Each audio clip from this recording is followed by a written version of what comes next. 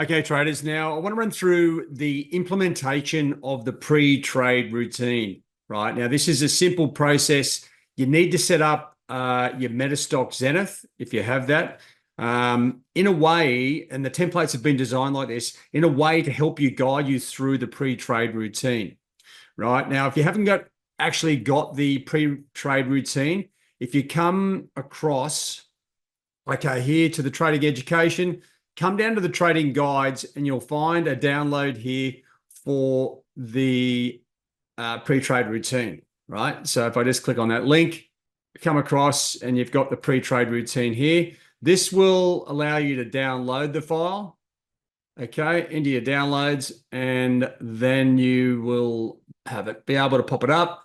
And then you can sort of, I would suggest you laminate this and have it on your desk, right? If you laminate it, then all you need is like a whiteboard marker, and you can simply write on it, put the symbol down. So each day you can come back to the market, redo your analysis, right? Makes it a lot easier than doing it on paper. Now, let's just follow this as we go through this session, because as I said, this is an important component to keeping you on track, right? So I just want to keep this, and you've obviously got the profit and loss matrix there as well to help you guide you around your capital management once you find the actual good trading opportunities from the pre-trade routine.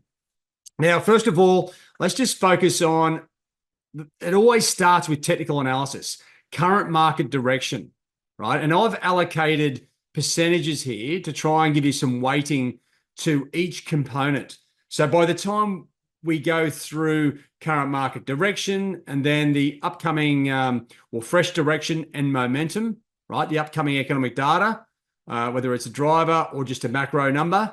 And then looking at your entry and timing, we get these things down pat. By the time we get to this stage here, we will have a general idea, like a percentage indication of, how good the trade is. And what we're trying to do is get trades above 80%, okay, ideally, and even higher if that's the case. Now, what we need to do is we need to go and find the answers here for these components, all right? So first of all, just looking at current market direction.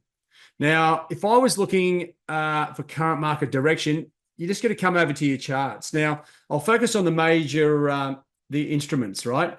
Now, there's a couple of different things we have with the template. So I do have the majors all lined up here, and I have the dollar pairs, okay, where the dollar is the base currency at the top, and the bottom pairs are where the dollar is the terms, the second part of the quote.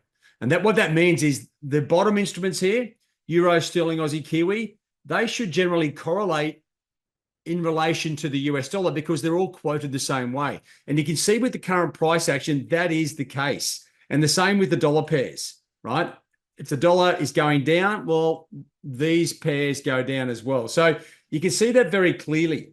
But when it comes to looking at analyzing the market on, trying to work out what's the short-term direction here of these instruments and what's the long-term direction.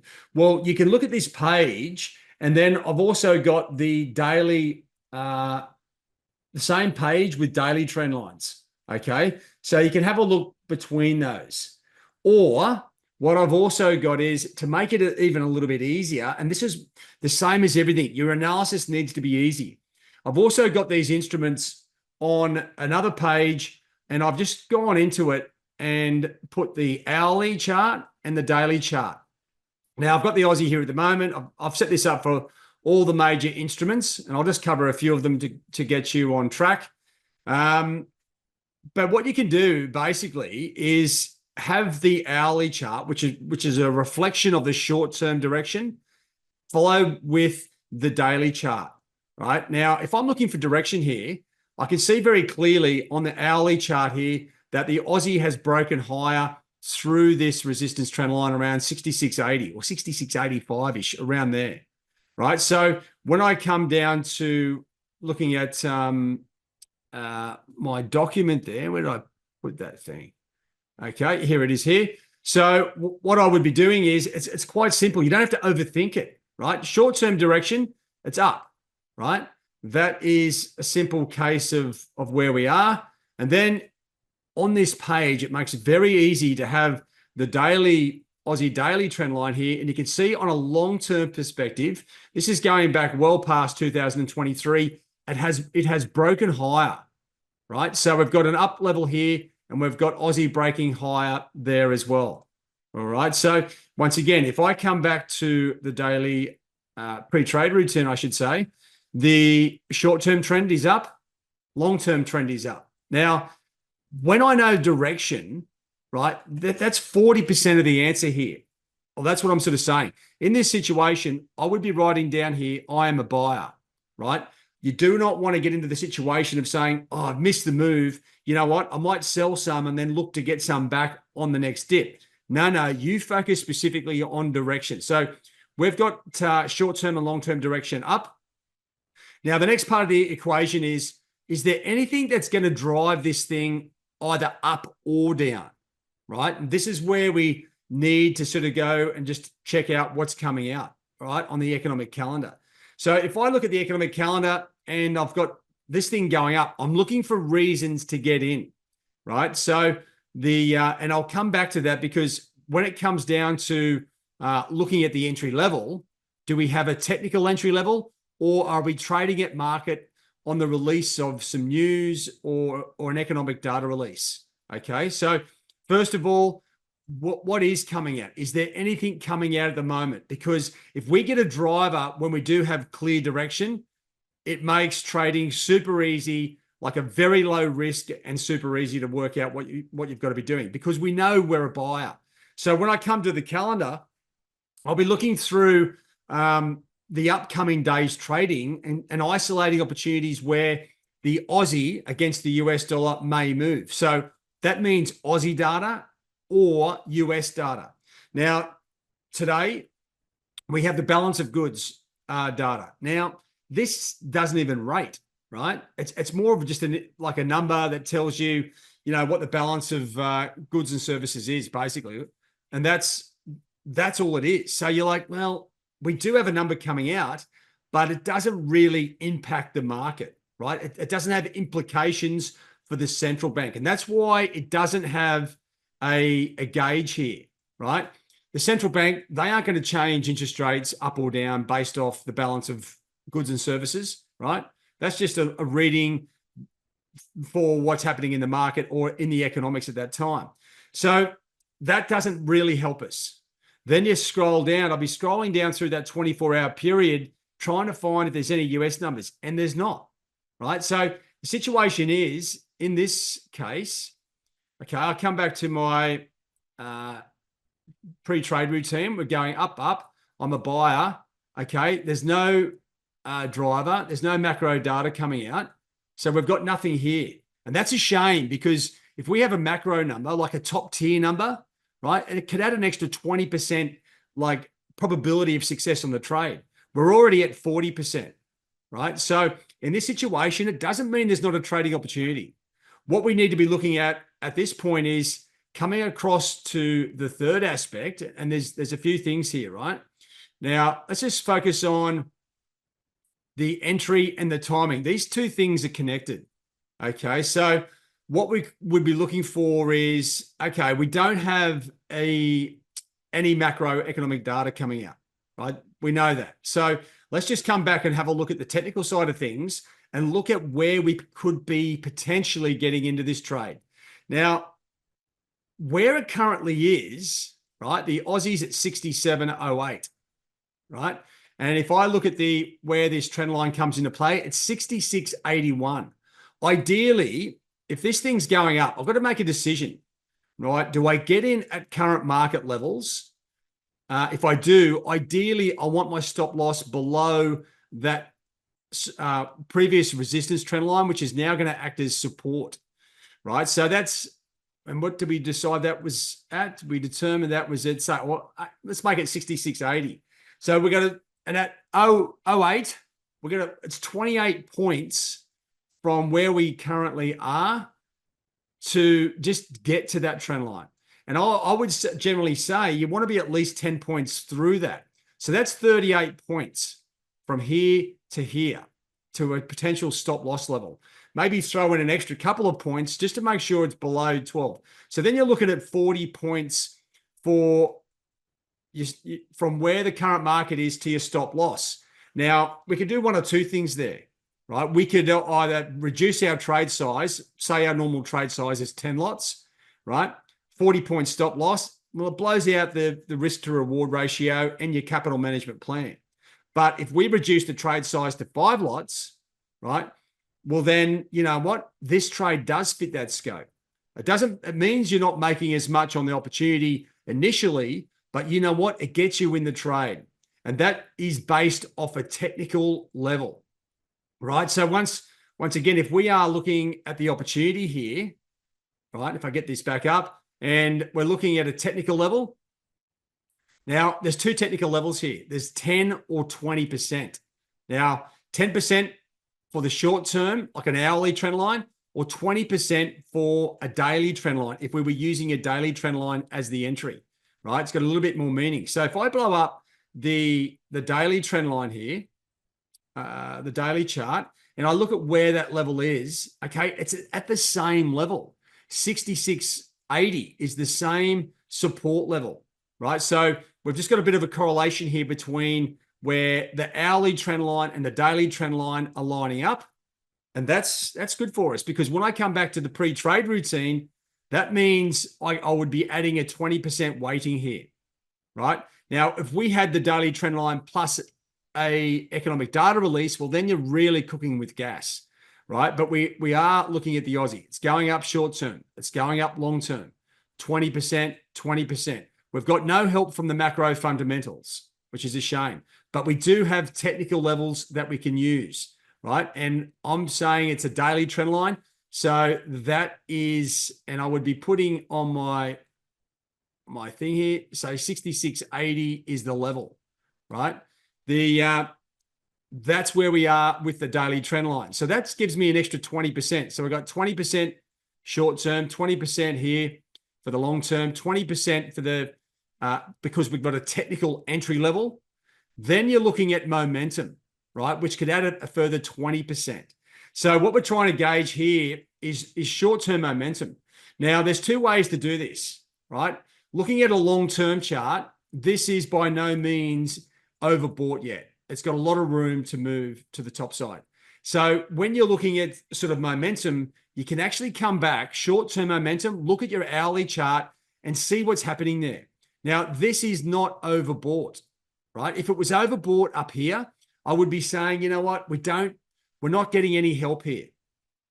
Now, ideally, you know, if the world, we're in a perfect situation, we would love this to be coming off an oversold situation down here, because then it's got a lot of, it will bring momentum into the market. So in actual fact, where we are right at the moment, we are sort of in a bit of a drifting phase, right? There's no clear momentum here, right? So what would that do for me? Well, if I look at the pre-trade routine, right, and this allows us to remain objective. So if I look at the pre-trade routine, okay, once again, we've got short-term and long-term direction. Okay, we've got the direction. We've got that answer. We don't have the driver, which is, I said, is a shame. We've got a technical level, which is gives us a 20% weighting.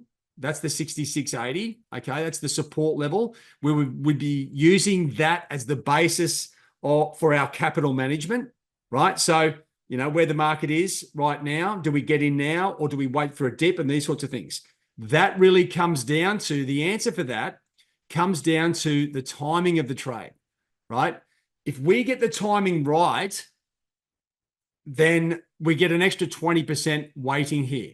Okay, so just coming back to these numbers, because I want you to sort of focus on remaining objective, and all your job is to add up the various sort of probabilities here. We got, you know, if we're using that trend line as a support level, we've got sort of 60. Now, if we get the timing right, we could add an extra 20% here. Okay, and that would put us into an 80% trading opportunity, right? And that's just on a technical trade. So what we need to do is try and get the timing right on this. So how can we do that? Well, you need to be just viewing and check your chart out every couple of hours. Ideally, see if this goes into an overbought situation, and it might be, say, around 67.20, it's just going to drift around, and it has the ability to drift, come back lower to check the trend line first, and then we can actually go from there. So ideally, what we are looking for is like the momentum stochastics to drift lower, right? We want this to come back down. And what this would actually line up with is our ideal entry level, where we can have our sort of normal or maximum trade size, is back towards that support trend line, right? If we got in at 66.92, right, it allows us to have a 25-point stop loss, say with your regular trade size of 10 lots. Okay. And so your capital management plan is operating at an optimal level. And then at that stage, you would expect momentum to be oversold. You're getting in at a level here. Let me just change the pen over here, where momentum is on our side, right? Then you come back. So you have your pre-trade routine here all mapped out.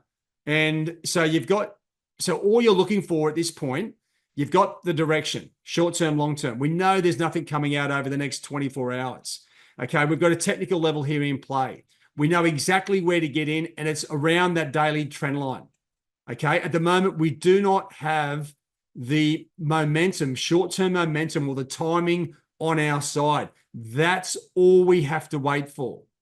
Now, there's nothing to say that the Aussie doesn't keep going up, but for us, we are in control of our own sort of destiny, right? So we control where we get in. We've got a great level here. We've got direction. All we need this thing to do is get to an oversold situation, right? Then the trade is on. And that would, I'm sort of saying with my experience, that would line up with it being closer towards this overbought situation, and we get into the trade. So in this situation, it's quite simple, right? Don't let the market, like, because you see this higher, right? And you can see it broken higher here on the daily charts. Your initial impulse is, I've just got to get long. I've got to get long. And that's right. You could, right? So there's two different strategies here. You could actually break your trade up, put a small trade on here with a stop loss below the trend line, and then have your normal trade back towards the optimum entry level. Okay, that's what you can do. Or you go, you know what? I'm not going to get suckered into the market at this level here. I'm going to just place one trade in the market exactly where I want to get in. I've got my stop loss set. And when the market gets down to this level here, okay, that's when you want to be able to check where is stochastics, right? And you can do this in Metastock. Now, let me just show you that, because what you want to do is, and I'm sort of saying here, getting into the instrument around 66.92, like 12 points above the market, right? We only need this thing to drop 20 points and we're in the trade. What I would do is I would come across here on my instrument list.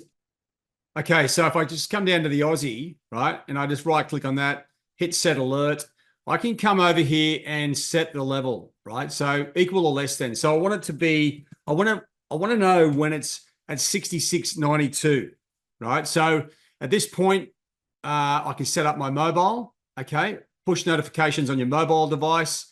You can get a banner pop up, messenger. I'll have a sound in case I'm in front of the screens, and I'll send myself an email as it happens, okay? And only what I'm going to do is set it to only once, then pause the alert, or I can go once per minute, all these sorts of things if you want multiple alerts. Okay, an alert expiry date, right? You can actually set the expiry date.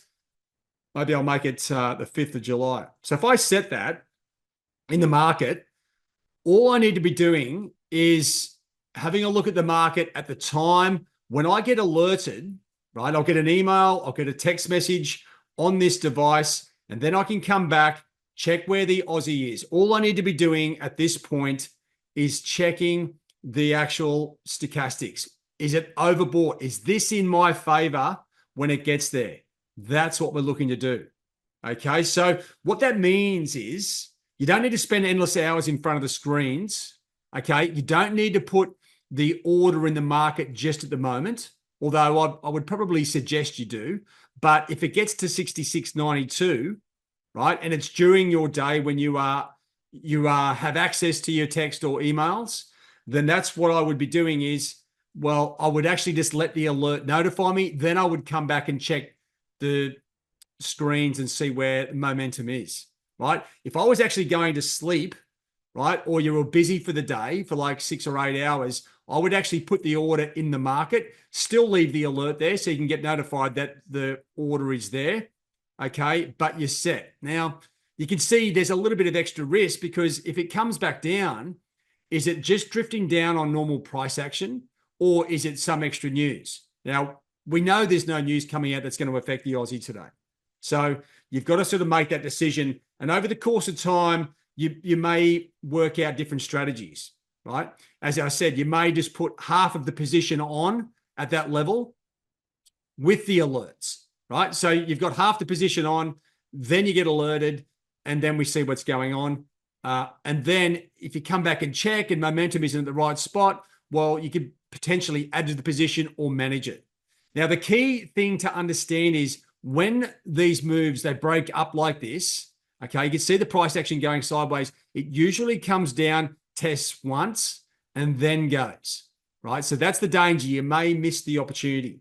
But the key to it is let the daily trade routine guide you, right? We've got the short-term trend up. We've got the long-term trend up. We don't have any macros. We've got a daily trend line in play, right? 66.80 is the key level, right? So that is something good. We're just waiting for momentum, and we can wait for that to fit into play. And if we get that, right, we've got 20% for short-term, 20% for long-term.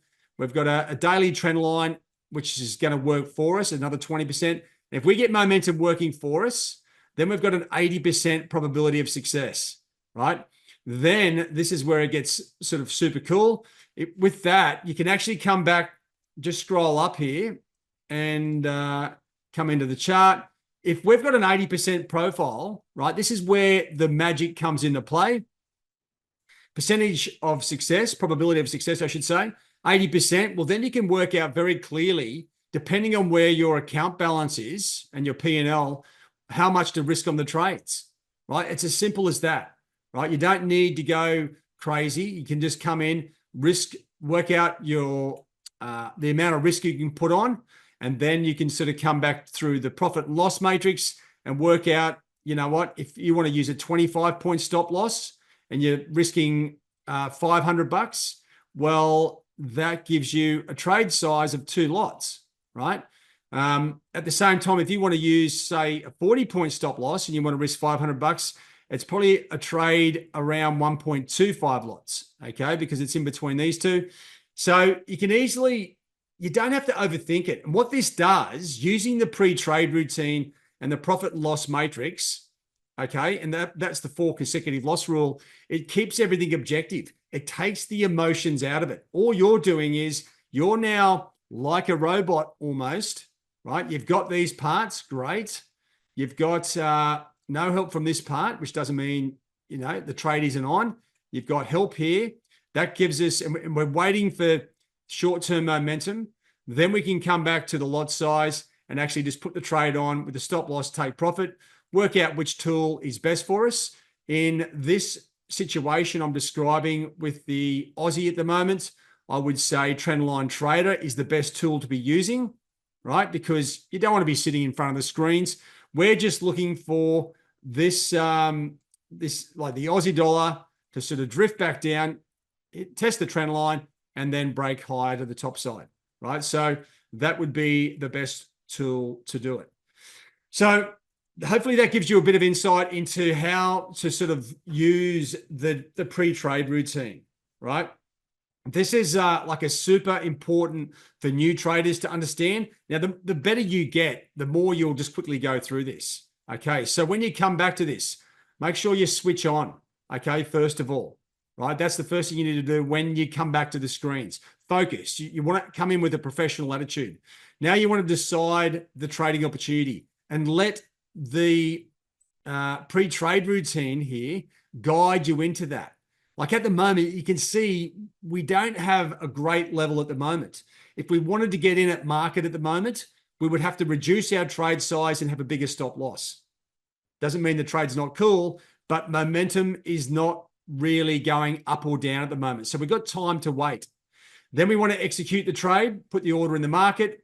Once you've done that and the order is in the market, right, feel comfortable with what you've got on. If you don't, it's probably the wrong trade, right? So that's very important. And then once you do have all those factors lined up, switch off, right? Leave the order in the market. You're confident with what is going on. You've got clear market direction.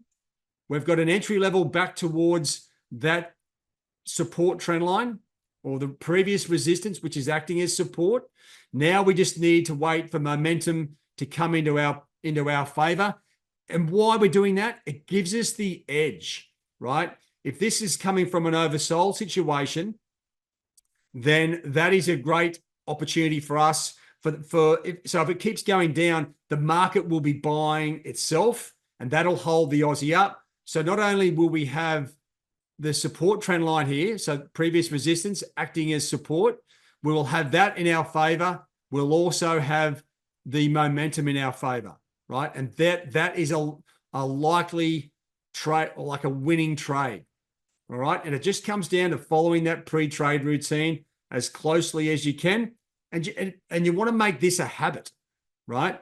If you are in drawdown, right, just note down here how much risk you've got available, right? So if you have been having a rough run of trades, don't go and put all the eggs in the one basket, right? Focus on your draw up levels, focus on your risk available, and that way you can keep track of your overall performance, right? And don't forget, every trade goes towards your win rate. The higher your win rate, the more you make money. Now, sometimes the markets don't give us trading opportunities.